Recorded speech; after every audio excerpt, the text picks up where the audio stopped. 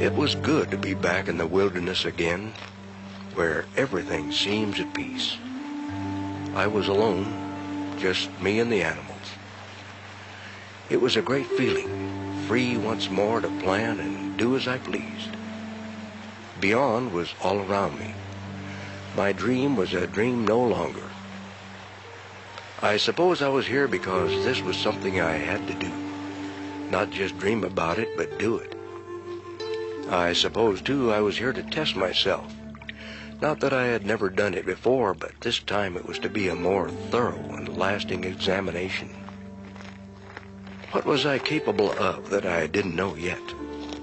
Could I truly enjoy my own company for an entire year? And was I equal to everything this wild land could throw at me? I had seen its moods in late spring, summer, and early fall, but what about the winter? Would I love the isolation then, with its bone-stabbing cold, its ghostly silence? At age 51, I intended to find out. Another 100 yards, and I broke out of the brush to my pile of cabin logs I had cut last July. I sat down and leaned against them, and while I chewed on a chunk of smoked salmon, my eyes wandered over the peeled logs. That had been a big job last summer. Hard work, but I enjoyed it. It was cool in the timber, and there were mornings I could see my breath. I had harvested the logs from a stand of spruce less than 300 yards from where they were now piled.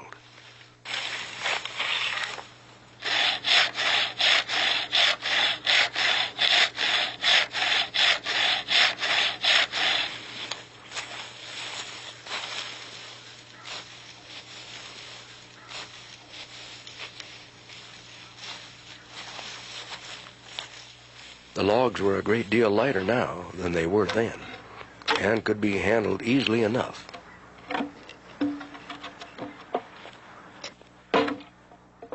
It was in the late spring of 1968 that Dick Prenneke decided to leave civilization behind to live in a pristine land yet unchanged by man, and to roam a wilderness through which few other humans have passed.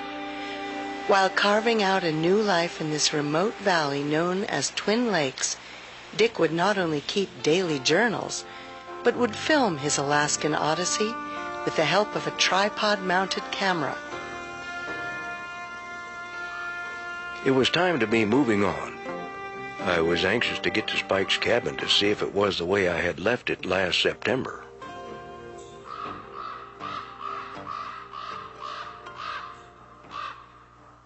About 500 yards more through the spruce and the willow brush, and there it was. Its weather-grade moose antlers spreading just below the peak of the roof, a tin can on its stovepipe, and its windows were boarded up. The cabin had everything needed to set up housekeeping until my own cabin was completed. A good stove, 2 bunks, and a roof that didn't leak. I carved a mallet head out of a spruce chunk, augered a hole in it, and fitted a handle to it.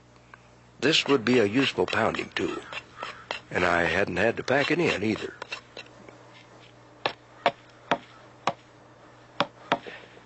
The same with the handles I made for the wood augers, the wide-bladed chisel, and the files. Much easier to pack without the handles already fitted to them.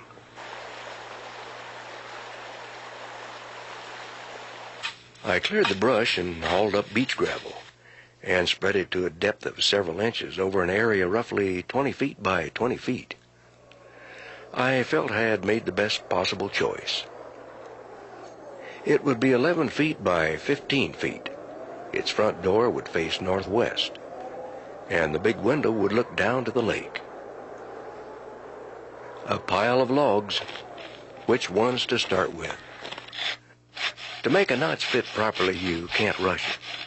Make several saw cuts an inch or 2 apart, almost down to the pencil line, and whack out the chunks with an axe until the notch is roughly formed.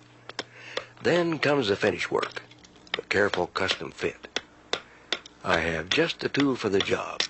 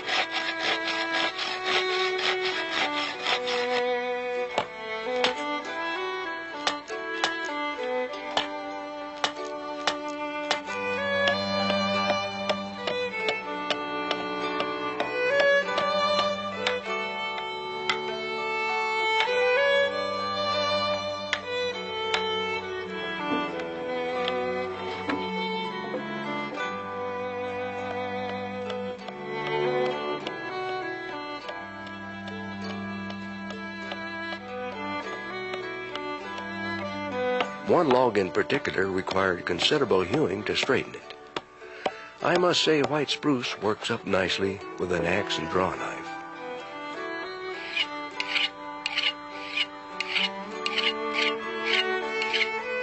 Enough for this evening.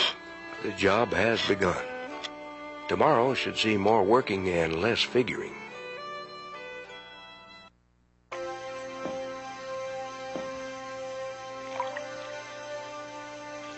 I glided silently along over a different pathway.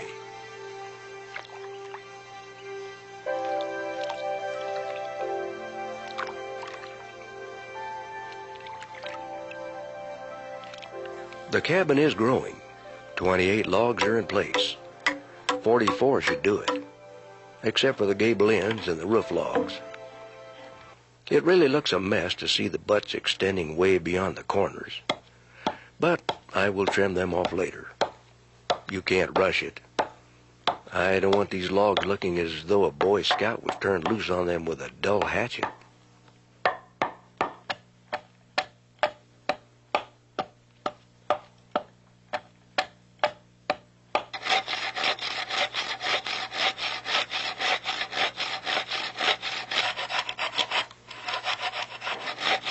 Finally back to the cabin building. I'm a better builder than I am a farmer anyway. 38 logs are in place, and I am almost ready for the eave logs. I cut the openings for the big window, the 2 smaller ones, and the opening for the door.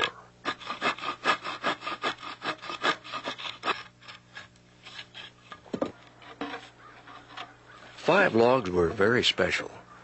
These were the 20-footers, which along with the gable ends would be the backbone of my roof.